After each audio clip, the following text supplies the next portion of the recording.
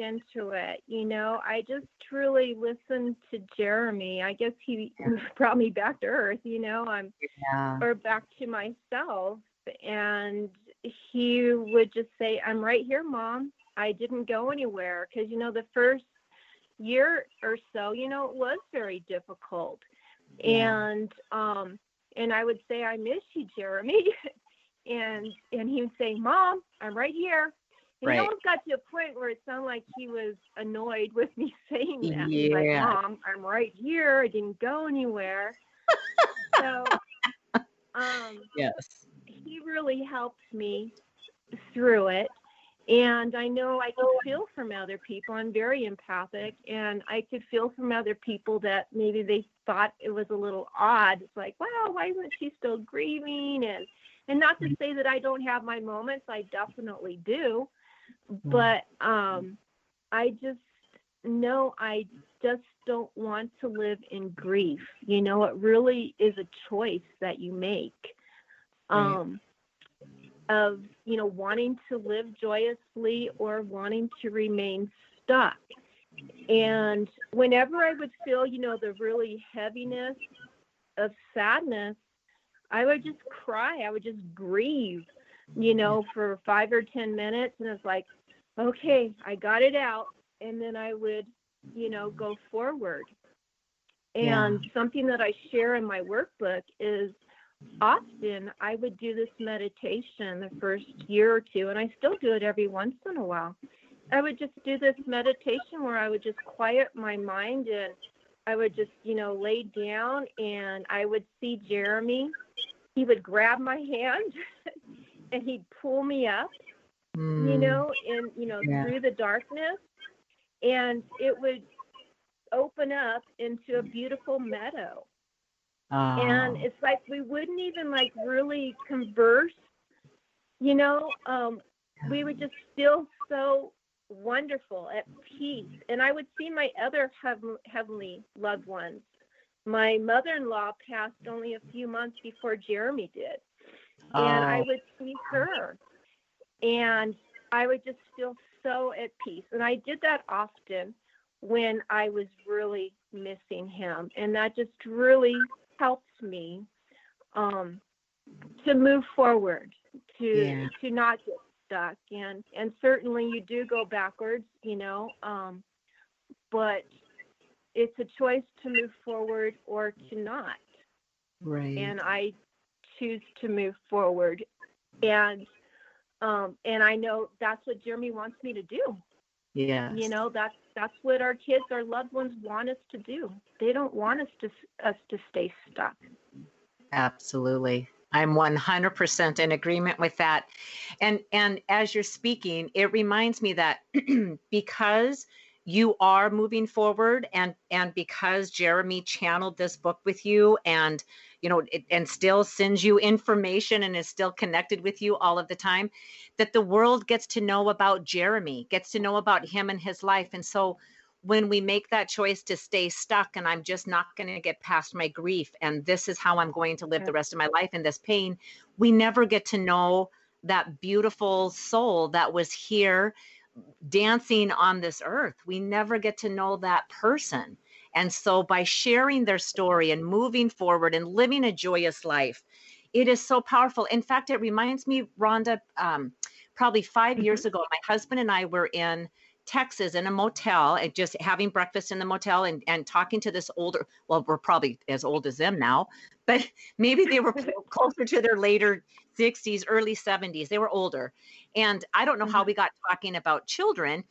And we did. And the man started crying. And I just said, oh my gosh, are you okay?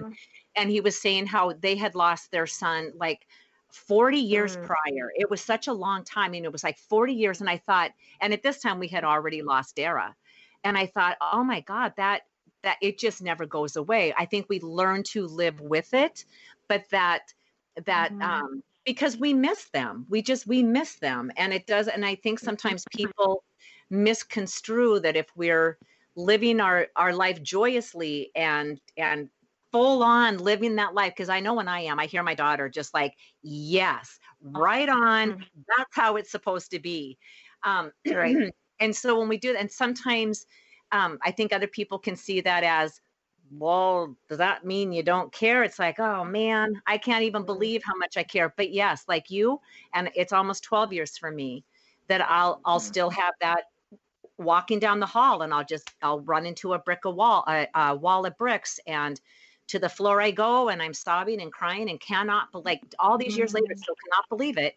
And then I can hear her saying, oh my goodness, Mom, I'm in the middle of having a really good time up here, and now I have to come down here and come on, let's get it together. And so it's always that it turns into this laughter. And honestly, that's where energy healing can help, because that can help release those old past emotions, because I really do feel that, we can live free from the past. I very much try to live in the moment, with in the present as how things are right now with Jeremy, how he is right now. If I go back and I live in the past, I can fall apart too, and I have done that. But then I hear Jeremy's like, Mom, you sure you want to do that? You sure you want to go there? So I do my best to try to live in the present moment with my kid right here by me. Yeah. Knowing that he is, instead of living in the past. And I know the energy healing really assisted me in letting go of a lot of the sadness that I had, so that when I do have those moments, those memories, it's not as traumatic. It's not as difficult for me to, get back on track. Right.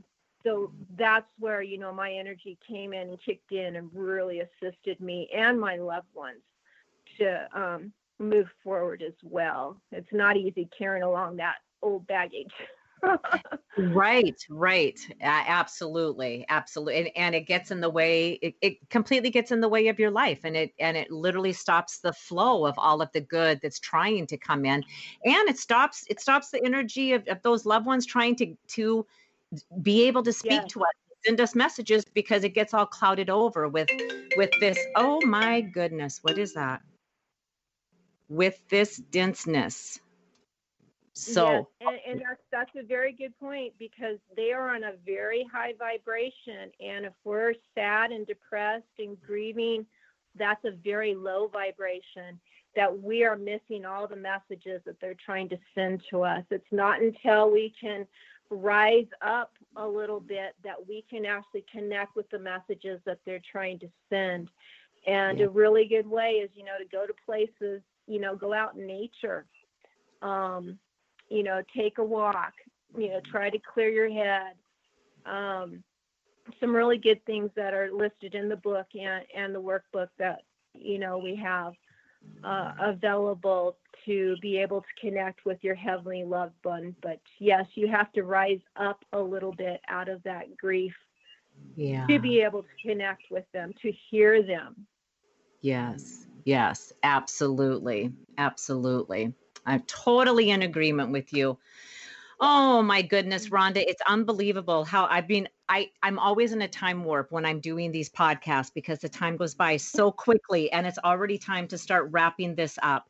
And so I want to let the listeners know, because I know you have a special offer, and this is so sweet of you. Thank you so much for offering this. But there's a special offer that you have for the listeners. Would you be willing to share that with us? Sure. The book that Jeremy and I wrote, it's called Jeremy Shares His Love from Above. And it just has a lot of really good information on how to connect with your loved one, how to live a joyful life, how to reconnect with yourself, and to move forward, to rise above grief.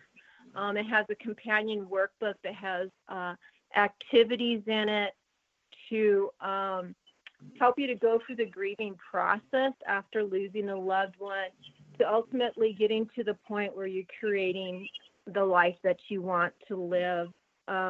They're both available on my website. My book normally sells for $14.97. My workbook sells for $19.97, and I'm offering both of them together for $19.97 on my website, sprinklingsunshine.com, for about a week. So if anyone's interested, that is available to the listeners. Okay, perfect. And for everybody listening, if you did not get that website, it will be in the show notes. So please don't panic. It'll be in the show notes, and you'll be able to get right to Rhonda's website and order that package deal of that companion workbook and the book, Jeremy Shares His Love from Above.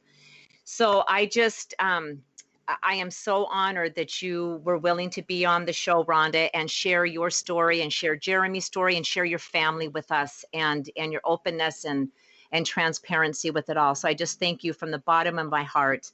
And I'm so grateful. Thank you so very much. You're so very welcome, Jeremy, and I thank you as well for having us on. Yes. Oh, absolutely. Absolutely. I love it. And I'm sure that Jeremy and Dara are hanging out doing some kind of fun stuff up there, friend-wise, completely. Yeah. So, yeah. So thank you so much. Again, this is another one of my fun, bumpy landings, but I want you to know how much I appreciate you being able to come on and to share this with Jeremy, about Jeremy, and thank you so much.